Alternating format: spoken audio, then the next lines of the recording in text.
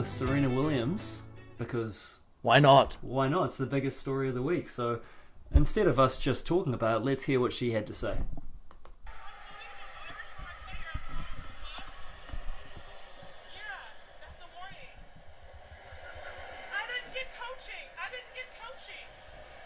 Debatable. Very much. You need to make an announcement that I didn't get coaching. I don't cheat. I didn't get coaching. How can you say that? You owe me an apology. You owe me an apology. I have never cheated in my life. I have a daughter and I stand what's right for her and I've never cheated. You owe me an apology. Also getting a pointy finger That's out. right. She's hardcore, man. You're a thief. Serena was watching her coach give her a hand signal. And there's the game penalty. What a situation. Yeah. You know? So, yeah, I guess we saw Serena lose control of her emotions, and she got hit with some code violations. Was she hard done by? Possibly. Yeah, I think. Well, let's start from the beginning. Yep. Osaka was dominating the final. Yes, that's indisputable. She had Serena under pressure, and Serena cracked mentally under that pressure. Yes, she did. Right? Big situations make people crack. And Even someone who's won 23 of these. yeah, and Serena's out there going to tie a record, 24 Grand Slams, Yeah. and that's achievable. It's now within sight. Mm. What do I think of this entire situation? Well, should we break it down? Let's break it down. So the first code was for coaching. Yeah. She, as we just heard on that delightful little clip, claims that she wasn't accepting coaching. Now, she obviously, and that's debatable, but her coach clearly was giving her hand signals. Yeah, Patrick Montague was giving her signals, telling her to be aggressive, come into the net. Exactly, and that's not up for debate. Whether she saw that coaching is up for debate, but that actually doesn't matter. No, it doesn't matter. The point penalty is towards her, that is directed to her, but it's towards her box. Her box is the one that should have got punished rather Absolutely. than the player. I mean, and we can have a whole other debate about whether that is fair or not. But as it stands right now, those are the rules. But that level of tennis, coaching happens on every point. Sure. He said that as well in an interview straight after the match. They asked, were you coaching? He said, yes, I was coaching, and so was Osaka's coach the whole time. Well, one we see all the time in professional matches is if there's a close line call. Close line call. Look up to your box. They'll give you a signal. Yep. You can make the call. Exactly. And no one ever says that's coaching. No. And this is a very similar thing. Oh, 100%. But is he within his rights to give her a code? Well, part of the official's job is to keep an eye on the box and make sure that they're in control and not coaching. He saw that they were coaching, so the code violation was put out there. He's just sticking to the rules. He's doing his job. So that's fair enough. 100%. Okay. So the second code violation, and this is all very clear. The first code is a warning. Second code is a point. Third and subsequent codes are game penalties. The second one was for racket abuse when she smashed her racket. Pretty obvious. And it's a really easy one. I'm not sure if this is still the case, but it used to be that if you threw the racket and the racket cracked or it was unplayable, that was pretty much the guiding line. Yes. As to whether that was a code violation. And she smashed it absolutely into I think pieces. it's still very similar. I think if you bounce your racket and it's still playable, you can use it and carry on. But if you smash your racket to pieces, there's no other choice but for them to give you the code violation. It used to be when I was younger that you threw your racket down and then the umpire kind of looked at you to see when you picked up the racket. as How to whether was you it? could still play it. Yeah, can you so put it you'd back play in your one more bag? point and then you'd go change it. Just to try and get around it. I mean, you're still losing that point anyway because you're playing with a broken racket. But regardless. That's tough. Do I agree that you should get a code violation for breaking rackets? No. Right. I like to see it. As a player, when I made the other person break a racket, it's a sign of them mentally breaking down. Yes. Are you offended as a spectator? Why? I think if they're out there in an individual sport giving it their all, there's going to be times where you're going to be vulnerable.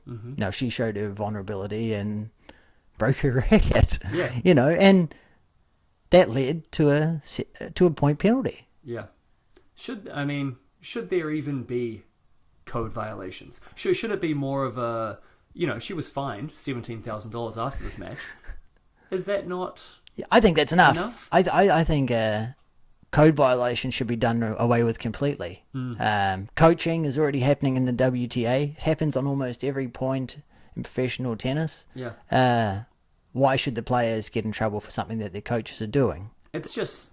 It's almost feeling out how much the umpire is going to let you get away with. Yeah, well, how lenient is a referee? And, as Serena said during the match, you won't referee for me ever again. Well, because you stick to the rules, you're going to get punished. You're not allowed to be on the big stage now. Which is ludicrous. He's not going to be taken away from all the matches because she says something like that. No. In the heat of the moment. No. But code violations, let's just get rid of them. If a player does something wrong during a match and it's obvious, like they break a racket or something, then fine them. That's fine. Different findings between the ATP WTA Tour and a Grand Slam. I think that's something else that can be debated. And where does this money go? 10 grand of that fine was directed to unsportsmanlike conduct at the referee. Does he get that money? No, of course not. He should though, shouldn't he? Well, I don't know. PTSD of Serena Williams yelling at you? That's probably enough to set me back a while. Well, it's going to make him not want to umpire these matches. Well, that's it. I mean... Wouldn't make me not want to deal with that. At the lowest level, volunteering is not as big as it used to be. And that's where these officials and that they'll stem from. No one starts off going, hey, I want to be a professional tennis umpire. No, but you might end up there eventually. Yeah, that's right. Okay, so the third code was... when you call him a thief. When you stole from me. You stole from me. Unsportsmanlike conduct, that's right. Calling him a liar and a thief. And let's just... this is the most debatable one, I think. Definitely.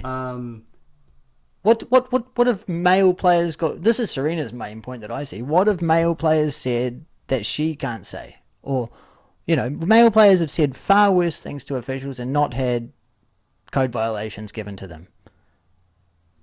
Why can't she? Don't know. Yes, but I would argue that other women have said much worse and not gotten code violations too. Oh, 100%. So I don't think it's a sexism issue. It's a consistency issue about how it's being interpreted. But how do you solve that? Just from the rule book, for the purposes of this rule, this is in quotations, verbal abuse is defined as a statement about an official, opponent, sponsor, spectator, or other person, so anybody, that implies dishonesty or is derogatory, insulting, or otherwise abusive. That's clear, isn't it? What else did she do? She called him a thief and a liar. To me, that's insulting, derogatory, and you're going to get the tone. Yes, the tone of how she's saying it and her general attitude. She was up in his face. She was pointing her finger. Do you think that someone... This might sound wrong, but the size of Serena, how she looks, she's a big African-American woman, and she's coming down at you yelling and pointing. Not once, not twice. This was multiple times in 3 or 4 games.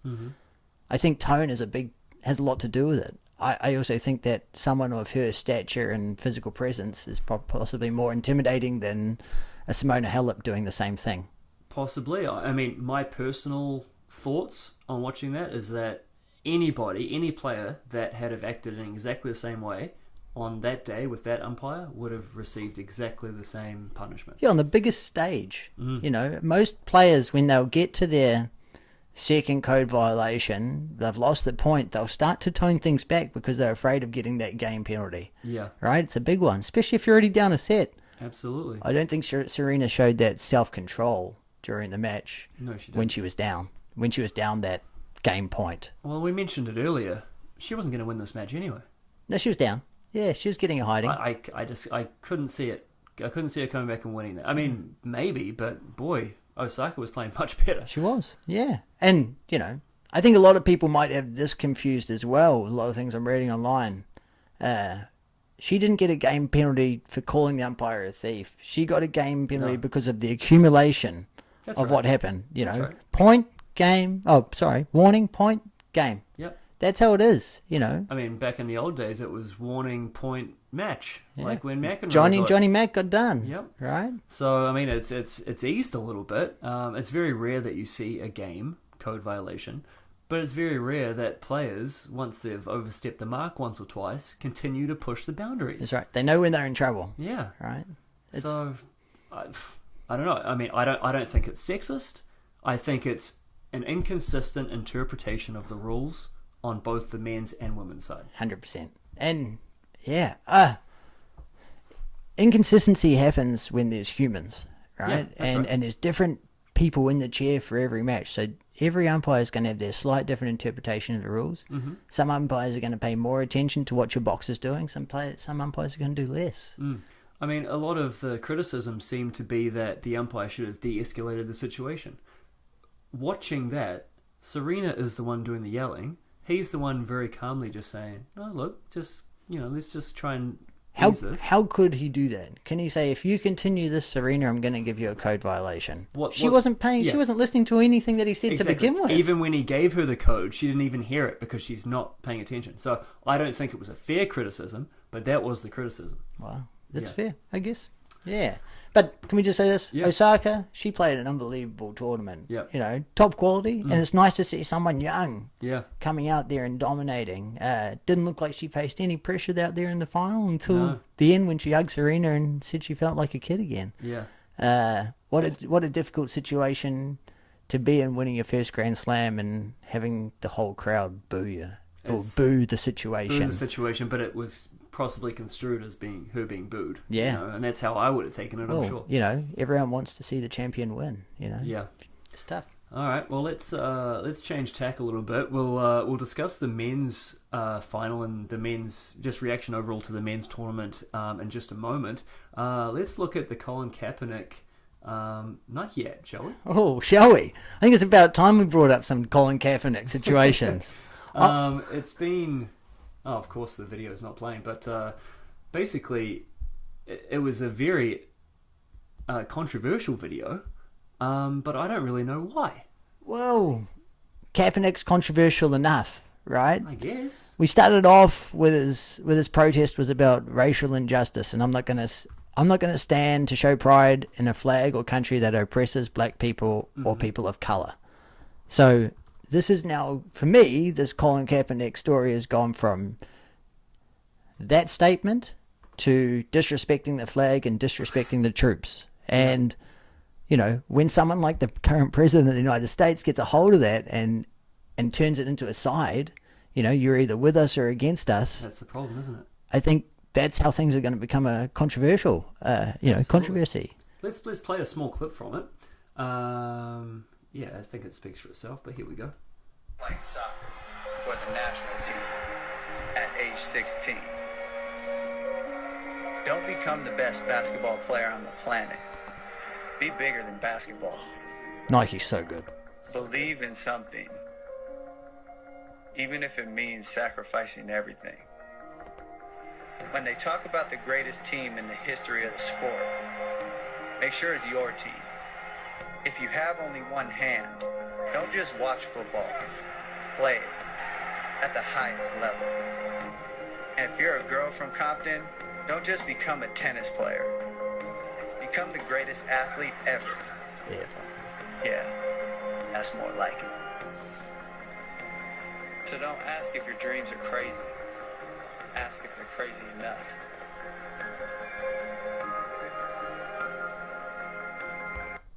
Jesus, Nike's and then power. And then it says it's only crazy until you do it. Yeah. Well done, Nike. They do. Well done. They do so good, don't they? What a fantastic ad. Man. It really, and it's just the way it's put together with the images. It's brilliant. And all recognisable athletes. I mean, Saquon Barkley with one arm out there playing football. Serena Williams, Rapaport with the soccer. It's LeBron, awesome. but it's LeBron in front of his school. Yeah, not teaching, not playing. It's about him being bigger than basketball. When he opened the I Promise School. It's awesome. And so I was really surprised to see this controversy because I saw it for the first time yesterday, and I just thought it was fantastic. Nike's sales increased 31% after release of the ad. I mean, rightfully so. Thank God. You had the opposite side. You had people burning their Jordans and cutting their Nike ticks off, and which blows my mind. Yeah. Why would you spend money on something and then because Colin Kaepernick is featured in the ad, not even taking a knee, just walking around and offering his voiceover, that causes so much offence to people that they've got to, get rid of their Nike stuff. And if it's so offensive, why weren't you burning your, cutting your Nike logos off when this happened? Kaepernick's been a Nike-sponsored athlete all through his professional career and after. So if there was such a big problem with it, why didn't they get rid of it then? It makes... My problem is that why did it take Nike so long to do a commercial with Colin Kaepernick? Well, right? At least they did it, though. Yeah, but 2 or 3 years after he's been out, make a stand. If you're really willing to go out there and label yourself for the athletes and for the people, then get behind him. To me, it's good, but it's too late. Yeah, I mean, we don't have to get too much into this politics stuff, but I don't see the problem with a silent kneel protest anyway. You're not disrespecting the troops. You're not disrespecting the flag. You're simply using your platform. You're using your voice, whatever that may be, to say, hey, something's not right here. Police officers are not treating a certain section of the society as well as the rest of them, and something needs to change. Yeah, and if you're there in the national anthem, what do other people do that might be disrespectful? Do they keep their hat on? Do they talk while it's happening? These guys are athletes. Are they doing shoulder warm-ups? I think that's just as disrespectful as taking a knee, and taking a knee is a silent protest. I think silent protest is awesome. Yeah, and at least he's standing for something. I mean, why? People always say things like athletes and actors, they shouldn't, they shouldn't have a voice. Stand for it. They shouldn't have a voice. They're the ones that have a voice. They're role models to so many young people. They're the ones that should be able to say, you know what, there's an injustice going on, and I'm going to stand for it. Yep. And this guy, Colin Kaepernick, has lost everything because of it. Yeah, well, not everything, but he's lost the chance to perform at his chosen profession, right? That's a lot. That lifestyle, that lifetime of a professional athlete's very small. Absolutely. And taking it, Colin Kaepernick, GQ Male Citizen of the Year. There you go. 2017. Yeah. He does a lot outside of tennis. Absolutely. Outside of football. That was close. Two guys talk football. This is the podcast for you. Okay, so let's. What was your reaction to the men's side of the US Open, Andy? What a draw! What a tournament, full stop for the men. Yeah. Again, those 5-set matches took it out of me, especially at night. Right? Few of the best matches that I saw. Team and Nadal. Mm-hmm. What high quality tennis. Oh, that's got to be the match of the tournament, doesn't it? That first set from Team, he didn't lose a point when he got his first serve, and he was hitting absolute bombs. And to me, the mental battle between Nadal of where he's going to take serves from, taking it early or standing so far back was very interesting to watch. Well, especially when he went down 6-love in that first set with the wrong game planning. $100 to 1 if that happens. I thought it'd be more. Yeah. Wow. It's not much, is it? How often I think they've said it, Nadal has lost like 2 or 3 times in his career 6-love at a Grand Slam. Is that right? Yeah. Wow. Tough. That is tough. But that was one match I really liked too. What about Federer losing to Millman? That's, you've got to give props to John Millman on that win. That's fantastic. What a fighter. Yeah. It just shows that, John Millman, career journeyman, he can beat the greatest ever if he's in there to fight. Federer just has to be a little bit off. Yeah. Or those top players have to be a little bit off, and you can still beat them if you're willing to stay in the fight. Does Federer have another major in him? Oh, man. Do I hope he does? Sprung that question on you, didn't I? Yeah. I think the 2 slams that Federer's got the chance of winning are ones that he has the longest layover. So, I think at the Australian Open, he's got a good chance to win. Mm-hmm. And I think after that, he always takes time off and then he'll play Wimbledon. Yep. I think the way that he schedules his season means that he's going to be in there for a shot, especially on grass. Yep. Yeah, I agree with you, actually. But he's got a shot at those 2 events. How long has he got, man? I think next year. I don't think after that he's got a shot. Yeah, I think it's tough, man. There's a rumour out there that the Laver Cup is in Geneva next year. That would be it. And that's going to be his curtain call. That makes sense. It would. That'd be a great time to go out, wouldn't it? Wow. Laver Cup. Oh, yeah. Why not? At home. Country, yeah, he doesn't play many events at home. There's not many big tournaments they have there, and why not? Why not? Wow. Not to toot my own horn too much, but I did pick 3 of the 4 semi-finalists in Djokovic, Delpo, Nadal, and I missed Nishikori, but I don't think too many people would have picked Nishikori. No, I don't think many people would have had Nishikori. It's not a crazy pick, but Well, that was I mean, I think you'd expect him to get round of 16 quarterfinals. that was the weakest part of the draw. It was, You know, yeah. him and Silic had a big battle, and the winner of that was not going to beat Djokovic. When's my boy Zverev going to get through? I don't think he's got a shot. But Well, it's maybe. a mental hurdle though, because he's got the ability. Yeah, but it's again not past the second week. I know. I think it's well, not past the first week, not getting into the second week. yeah. It's for someone who have had the wraps on for so long, time is ticking. Otherwise, you're just going to be He's out still there. young though. What's he? 21, 22? Yeah, but we see these guys that are good like this that hang around. Oh, yeah, I'm not going to put Zverev in the same boat as a David Ferrer or an Albandian, but Boy, That's- he's got a bigger got a upswing than those players. though. 100%. Those players that you mentioned, they had to. I mean, they were Gentlemen. shorter. They were, they had to grind a lot more, and they worked really hard for everything they got. Zverev's a tall guy. He's got a big serve. He's got an all-round game. He's got everything, but sometimes it's those top 2 inches that matter. and I think that will come with time. Yeah, I'm hoping. I just my- hope it that's my doesn't. pick. I hope the mental scarring of losing all these early matches doesn't affect him later in his career. He must be thinking about it. In the Grand Slams, he must have that in the back of his mind. Like, geez, when am I going to get far in one of these things? 100%. And it's not like he's had bad draws. No. You know. No, he always loses to somebody like, what? Yeah, How do someone you lose that? unranked, unexpected. Yeah. It's It's never like if you get, to the quarters or semis and lose to Djokovic, well, okay. no. It's never that case. It's not those. It's not the top 4. You got to lose those top 4. Were you at all surprised that Djokovic got through the draw? I think 3 or 4 weeks ago we had a podcast on is Djokovic back, and we said he's on the upswing. Yep. You know, and that was around Toronto and Cincinnati, and through the hardcourt swing, he's been unbelievable. He's only lost one match since the start of Wimbledon. Yeah. So, what can you say? He's amazing. He's back. He's changed his service motion from the beginning of the year. Obviously, taking time out for surgery is going to be a longer time to get back to the top of the game, but now he's there. Watch out. I know. And he's Creeping up the slams, man. Like, what's your game plan when you play Djokovic? How do you beat him? Yeah, he takes the ball. He returns exceptional, right? He get the amount of balls that he gets, not just back, but gets them back in play quality. Halfway through the second set in the final, he had returned 97% of all serves. Of all serves. That not just second serve, all serves. And we're talking about Del Potro, one of the biggest who can servers hit in the it game. 135 plus. God, That's that's good. madness. What do? There's no free points. There's no free points. So you've got to hit that, and then you've got to grind out every point. And the court was playing slow because the roof was closed, so it wasn't hot. Yeah. And, I mean, what do you do? I don't know. And someone who's got, he can stand behind the baseline and rally with you and outgrind you because he moves so well. Yeah. He can come into the net to put pressure on, and he takes that ball really early sometimes, and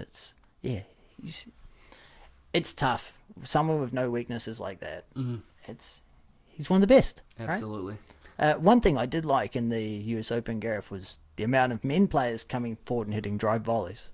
Okay. I think it's something we need to see more of, especially with a lot of these players hitting a heavier, higher ball. Especially when you push them back, they're just hitting this slightly loopier ball, and it's nice to see someone like Federer come and hitting more drive volleys. Yeah. Just It's something a else. good shot to watch aesthetically, too. Like, I really love watching tennis like that. Yeah, aggressive tennis is fun to Yeah, watch, and absolutely.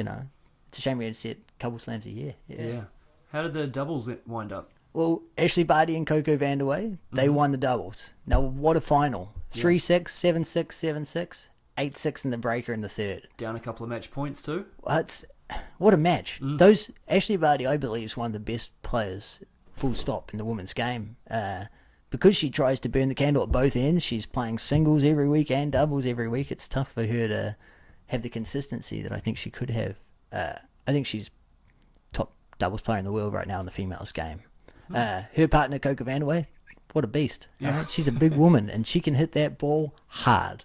She always performs well in New York, so it's no surprise that they did well. Yeah. In the men's, Jack Sock and Mike Bryan, back to back. 2 in a row, just like Djokovic. Wow. I don't know how Mike Bryan's doing it, New partner, you're used to playing with your brother your entire career, and now you've got a young kid there that's wanting to play with you. And Jack Sock's no slouch on the doubles court. Yeah, but it's not like he's on fire this year, Jack Sock, right? He's No, not winning he's been singles, very and rough, yeah. You know, so I think the doubles has been is a good confidence booster, and it's keeping him around there playing matches. You know, keeping him around the tournament longer. They dropped one set the entire tournament, and they won the finals 3-1 over Kubot and Mello. 3-1. What a hiding! They dropped one set. I think it was in the semis to Cabal and Farah. Wow. Yeah. It's a beatdown. In the mixed, Bethany Maddox Sands and Jamie Murray, they won the final. They won 11-9 in the Super. Now, this is a huge comeback for Bethany Maddox Sands. She came back last year after tearing a tendon in her knee and dislocating her kneecap. And if you haven't seen that video on YouTube, don't watch it. Don't watch it. Yeah. Do not ruin your day. She's in pain there, screaming on the ground, asking for help. It Yeah. doesn't look enjoyable. No, it's no good. No good. Yeah, that's about it. No, from me. congrats for her. Yeah. That's fantastic. Okay, well, we'll be back next week. Should we wrap it up there? Yeah, well, there's no matches going on this week, Right. Gareth. But I do have Davis Cup week. I do have a pick for you degenerates out there. I like Christina McHale to win this week. To win the tournament or to win her first match? To win her first match. She's paying 280. Yep. And she's playing a 19-year-old girl who's been playing a lot of ITF events. And Christine McHale is a consistent player on the WTA Tour. I think those odds are out of Here place. first. All right. Well, find us on iTunes or Stitcher. If you want us to discuss a certain topic, please reach out on YouTube, Instagram, and Twitter. We are Two Guys Talk Tennis. That's Andy. I'm Gareth. If you like what we do, please subscribe, rate, and share. 100%. Take it easy, everybody.